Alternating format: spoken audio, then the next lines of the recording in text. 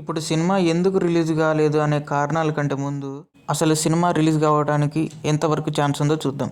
ఎందుకంటే ఇప్పుడు date already miss అయిపోయింది. December 5 అఖండ 2 అని ఎప్పుడో లాక్ చేశారు, కానీ రిలీజ్ కాలేదు.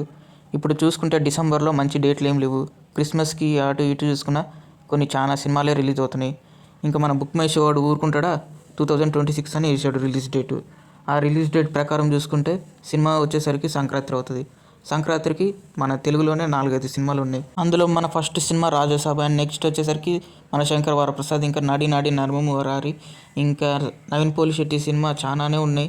ఇంకా తమిళ నుంచి కూడా చాలా సినిమాలు ఉన్నాయి. దాంతోపాటు అఖండ 2 కాంపిటీషన్ అంటే కొంచెం టఫ్ లెవెల్ అనే చెప్పుకోవచ్చు. బెటర్లీ తొందరగానే రిలీజ్ చేస్తే మంచిది. మళ్ళీ సడన్గా రవితేజ వచ్చాడు సంక్రాంతి బరిలోకి. ఇంకా ఇంకా టఫెస్ట్ కాంపిటీషన్.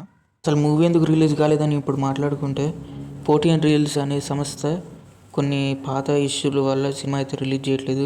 కరెక్ట్గా అఖండ 2 రిలీజ్ టైంలో అయితే వాళ్ళు వెళ్ళి కోర్టును ఆశ్రయించారు. అందుకని మనకైతే అఖండ 2 రిలీజ్ కావట్లేదు.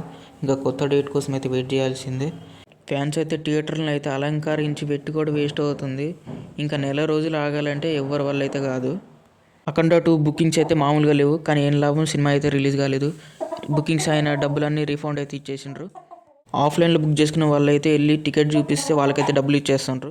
సినిమా అప్డేట్స్ కొత్తవి కావాలంటే మన ఛానల్ని అయితే సబ్స్క్రైబ్ చేసుకోండి.